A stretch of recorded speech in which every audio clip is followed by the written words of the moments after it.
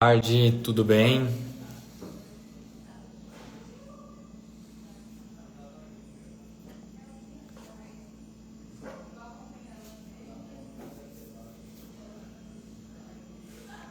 Boa tarde, tudo bem? Conforme a gente falou durante essa semana, hoje eu vou selecionar uma caixa de perguntas que nós abrimos hoje e eu vou fazer uma live mais curta de mais ou menos 15 a 20 minutos, onde estará aberto os comentários para quem quiser fazer alguma pergunta e eu vou responder aí umas 5 a 10 perguntas que vieram na caixinha de perguntas nos últimos dias, tá bem? Então quem tiver qualquer dúvida pode comentar aqui embaixo que eu vou responder, tá bem? A primeira pergunta que veio aqui na caixa de perguntas foi assim: existe chance do paciente não acordar após a anestesia depois da cirurgia? Isso é algo extremamente raro, tá? Muito improvável, praticamente impossível. Durante a anestesia não é uma dose que o médico anestesista coloca e o paciente vai usar aquela dose até o final. Ela é, na verdade, um movimento. O anestesista coloca tantos ml daquele medicamento por minuto para que o paciente durma de acordo com o peso que ele tem. E aí, essa anestesia, ela é algo contínuo e controlado, e o paciente, em todo esse tempo, vai estar monitorado pelo médico anestesiologista. Esse anestesiologista vai cuidar da saúde do paciente, controlar os sinais vitais, então isso é algo muito seguro hoje em dia. Para fazer as cirurgias que eu realizo, eu uso anestesia geral, e sempre com anestesistas da minha equipe, pessoas que eu tenho a confiança, pessoas que trabalham comigo há muito tempo. Então hoje a anestesia é algo realmente muito, muito seguro. E além disso, em alguns hospitais a gente tem a possibilidade de usar um monitor do sono do paciente. Quando o paciente está durante a anestesia, ele usa um monitor colado aqui na região da testa, e aí esse monitor vai dizer quanto que aquele paciente está dormindo. Esse monitor vai ficar ali durante todo o procedimento e o anestesista pode usar uma dose específica para aquele paciente. Isso faz com que a gente tenha mais segurança ainda de que o paciente não vai acordar, não vai usar muito medicamento, diminui os efeitos colaterais da anestesia. Então é uma tecnologia que eu gosto bastante e sempre que disponível nos hospitais a gente usa, tá? Então não acordar depois da cirurgia seria um problema, isso não é uma questão durante o nosso dia a dia, tá? Uma outra pergunta que veio: quais as chances de dar embolia? Na rinoplastia, por exemplo, é muito raro, tá? Isso acontece mais em cirurgias grandes, em que grandes partes do corpo são movimentadas e operadas, como por exemplo lipoaspirações longas, alguma coisa assim. Na rinoplastia a gente usa já de rotina a bota pneumática e uma meia elástica, então o paciente fica recebendo uma massagem na perna durante toda a cirurgia. Isso é muito improvável, até porque é uma cirurgia que não é muito longa e o paciente não tem restrição no pós-operatório. Então, acabou a cirurgia, pode sair andando. Isso diminui muito as chances de uma embolia ou alguma complicação mais grave. Então, na rinoplastia em si, tanto na rinoplastia, quanto na autoplastia, quanto na mentoplastia, a chance de uma embolia é extremamente baixa, tá? Acho que isso não seria um risco real, tá?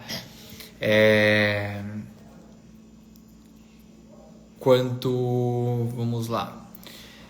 Toda cirurgia você usa cartilagem de costela? Não. A cartilagem de costela é uma possibilidade. Ela serve quando o cirurgião não tem cartilagem suficiente, por exemplo, no septo nasal para estruturar a ponta do nariz, e ela é uma excelente opção. Mas quando o paciente tem um septo grande, geralmente eu não preciso de uma cartilagem de costela. Então, o que eu preciso é material para estruturar a ponta, para que eu consiga fazer uma ponta que fique ali e se mantenha no médio e longo prazo. Então, se eu tenho cartilagem suficiente no septo nasal, eu não preciso tirar a cartilagem de costela. O que eu não posso deixar é deixar uma ponta não bem estruturada. E isso seria importante não seria o ideal para um resultado, tá? Então eu uso cartilagem de costela praticamente em todos os casos revisionais, pacientes que já operaram o nariz alguma vez, pacientes que possuem um nariz muito baixo e ou de uma pele muito espessa, mas não uso costela em todos os pacientes, não.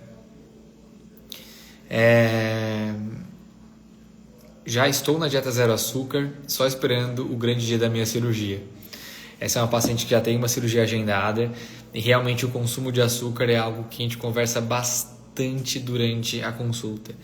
Pacientes que cicatrizam bem geralmente são pacientes que comem bastante proteína, não costumam comer açúcar refinado e fazem exercício físico.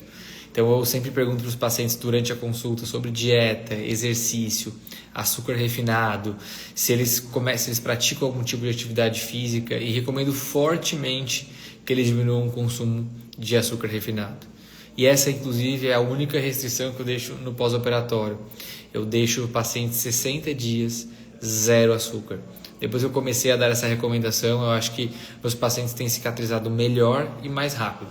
Então, o açúcar refinado, eu acho que ele é muito inflamatório e isso aí realmente atrapalha o processo cicatricial. Então, eu reforço bem para os pacientes que o açúcar refinado é com certeza um vilão durante o processo cicatricial. Vi aqui que veio a Ana, mandou aqui nos comentários: boa tarde, quanto tempo, recebo só elogios do meu narizinho, todo mundo quer igual. Lembra de mim? Lembro, claro, faz alguns bons anos aí, mas eu lembro sim. Outro comentário aqui da Tassi: doutor, meu sonho é operar contigo, espero logo. Com certeza, Tassi, quando você quiser, a gente vai estar à disposição. Manda mensagem para a Jéssica, já tira todas as dúvidas, a gente organiza. Se você mora em São Paulo, passa lá no consultório para entender como é que é o procedimento. Se você mora fora de São Paulo, a gente faz uma teleconsulta também, eu já consigo avaliar bem o seu nariz e a gente planejar tudo. Vamos para a próxima pergunta. Por que se usa gelo no pós-operatório? Excelente. O gelo, o resfriamento no pós-operatório, ele é um anti-inflamatório natural. Então a gente recomenda que os pacientes usem compressas geladas no pós-operatório para que a gente consiga ter menos processo inflamatório naquele momento cicatricial. E tem várias formas de fazer isso. Tem como a gente colocar, por exemplo, compressas geladas, máscaras de gelo, várias formas. O ideal é que a gente tenha um resfriamento forte, mas não forte demais para que ele não queime a pele, tá? Eu recomendo para os meus pacientes duas formas principais. Uma delas é o jeito tradicional, uma máscara gelada, deixa no freezer, coloca na face e é isso aí. Outra forma é uma forma bem moderna, a gente disponibiliza para os pacientes uma máquina chamada Elotherm, é um equipamento alemão. Eu vou colocar depois no stories uma foto para vocês darem uma olhada. O paciente fica com uma máquina pequena, anexa ao seu lado, com um ducto e uma máscara na face. Um líquido vai circular entre essa máquina e vai ser refrigerado por essa máquina. Essa máquina vai deixar em mais ou menos 12 graus a temperatura que vai sair lá da máquina, chegando a uns 14 graus mais ou menos na face do paciente. Isso é uma temperatura confortável e durante todo o uso do equipamento. Então, se o paciente usar o equipamento por 2 horas, às 2 horas o gelo vai ser bem aplicado. Essa crioterapia ajuda muito no pós-operatório, diminui dor, diminui inchaço. Então, isso realmente é bem importante. O gelo é algo muito importante, um anti-inflamatório natural, e já é provado que diminui até o uso de medicamentos para dor e outras coisas. Então, realmente usar gelo no pós-operatório é algo bastante importante, em especial nos primeiros 3 dias.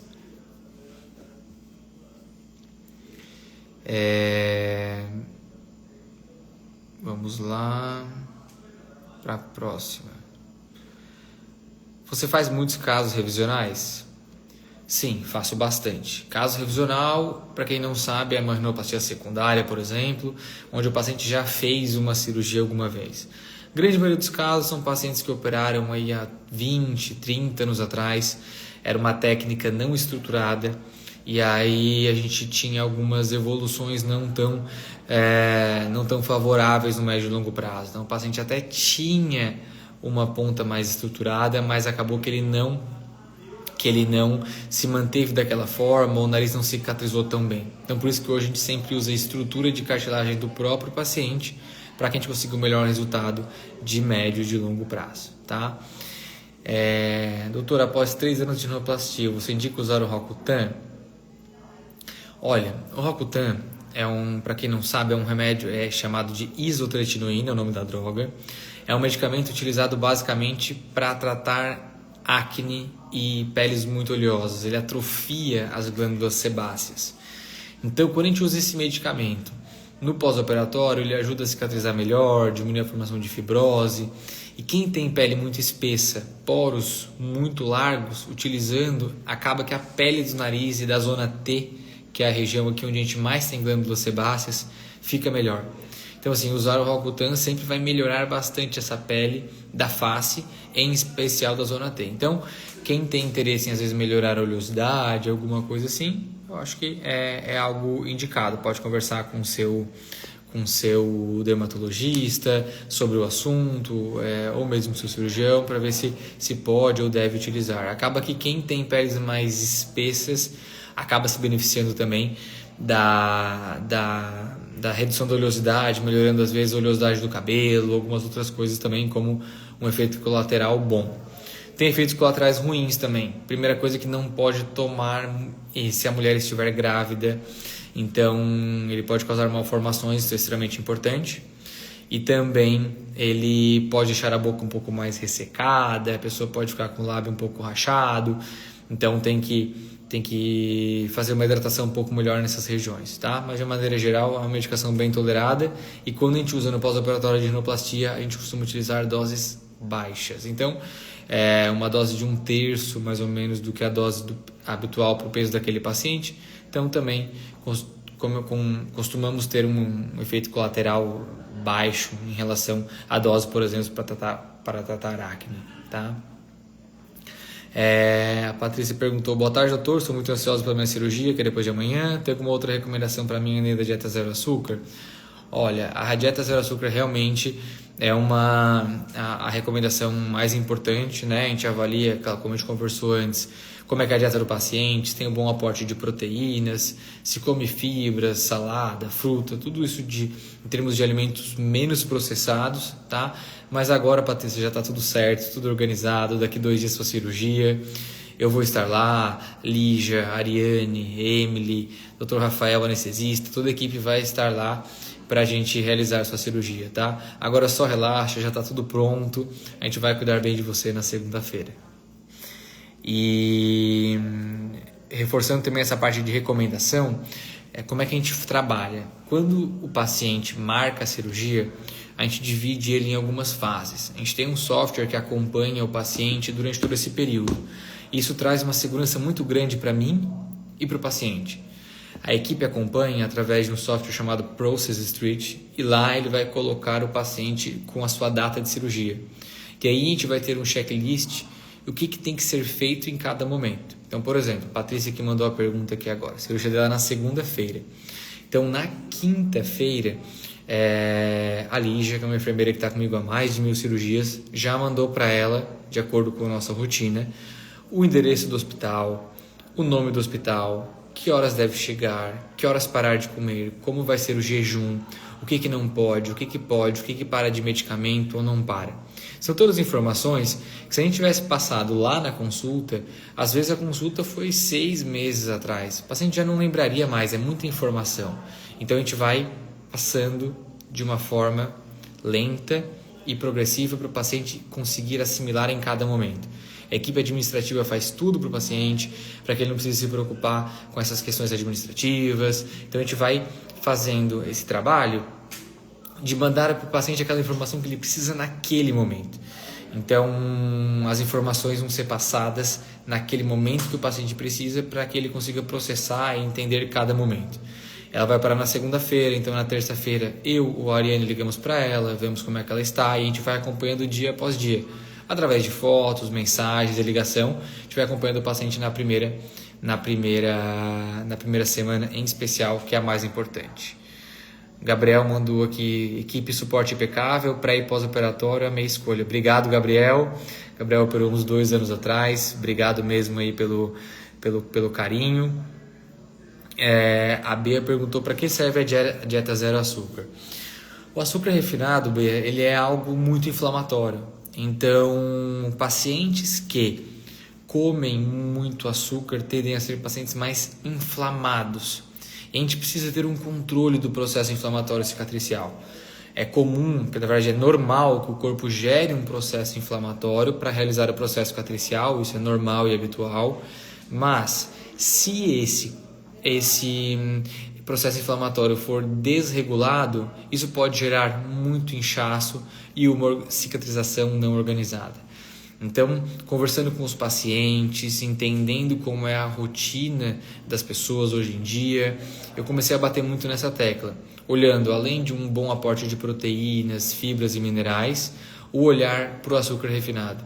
O açúcar está muito presente em vários alimentos processados, às vezes até em alimentos salgados que o paciente nem sabe, como um pão, tem adição de açúcar. E aí, às vezes o paciente está tendo uma dieta que não está muito bem regulada, por exemplo, em um dia resolve comer um doce. No dia seguinte, acaba que o café da manhã fica só praticamente um pão com manteiga, o almoço um macarrão, uma janta uma pizza, muito carboidrato. No dia seguinte, às vezes é aniversário do colega, toma um refrigerante com bolo. E assim passa 1, 2, 3 dias o paciente comendo muito açúcar. Então eu percebi que isso trazia um processo inflamatório maior para os pacientes. Eu percebi que quando eu dei essa orientação, a recuperação foi mais rápida. E o que a gente quer é que o paciente volte o mais rápido possível para suas atividades e melhore mais rápido a cirurgia. De uma maneira geral, pacientes que trabalham com escritório, depois de 7 dias, já voltam para suas atividades normais, já estão dirigindo, tudo isso. E para a gente conseguir uma recuperação mais rápida, realmente é importante uma dieta saudável, um bom cuidado pós-operatório, uso dos medicamentos, tudo isso somado, com certeza, faz parte do resultado, tá? Então, quem tiver pergunta pode mandar aqui nos comentários. E vamos para a próxima. É possível fazer 3 cirurgias de uma só vez? Por exemplo, silicone, lipo e rinoplastia. Olha, é possível fazer 3 cirurgias de uma vez só, tranquilamente. Essas 3 que você quer, eu acho que não dá para fazer. Por quê? A gente tem um tempo de segurança. Se a cirurgia fica muito longa, a gente acaba aumentando o risco de algumas complicações. Então, a gente tenta evitar cirurgias muito longas. Por exemplo, rinoplastia e silicone, como foi comentado ali, prótese de mama. Dá para fazer tranquilamente. Como são sítios distintos, eu consigo estar fazendo nariz e algum colega cirurgião plástico fazendo a mama ao mesmo tempo, tá? Então, são 2 cirurgias que se combinam muito bem. O paciente pode fazer, as 2 são na mesma posição que a gente chama de decúbito dorsal, o paciente vai estar deitado de barriga para cima. Então, quanto a isso, não tem problema nenhum. Agora, somar uma lipo. É muito comum hoje que as pessoas façam lipoaspirações de alta definição, uso de tecnologias para redução de flacidez. Então, a lipoaspiração cresceu muito. E o paciente, para lipar múltiplas partes do corpo, precisa se posicionar para isso. Então, quando a gente vai fazer uma rinoplastia, a gente vai ter uma rinoplastia, mais uma mama e mais uma lipo. Primeira coisa é que a cirurgia provavelmente vai ficar muito longa. Segunda coisa é que a lipo, para lipar, por exemplo, o dorso, o paciente precisa ficar com o rosto para baixo. Então, isso traria problemas para o processo cicatricial do nariz. Então, se for uma lipo bem pequena, por exemplo, uma rinoplastia com uma prótese de silicone e uma lipo de axila, que é algo que os cirurgiões plásticos costumam fazer de rotina, não tem problema nenhum. Se for uma lipo maior, uma lipo que vai precisar virar o paciente, aí realmente não é indicado. O indicado é que você faça, por exemplo, o nariz e a mama, e aí, no segundo momento, faça a lipoaspiração, tá? Então, não combina tão bem essas cirurgias. Agora, outras cirurgias combinam extremamente bem.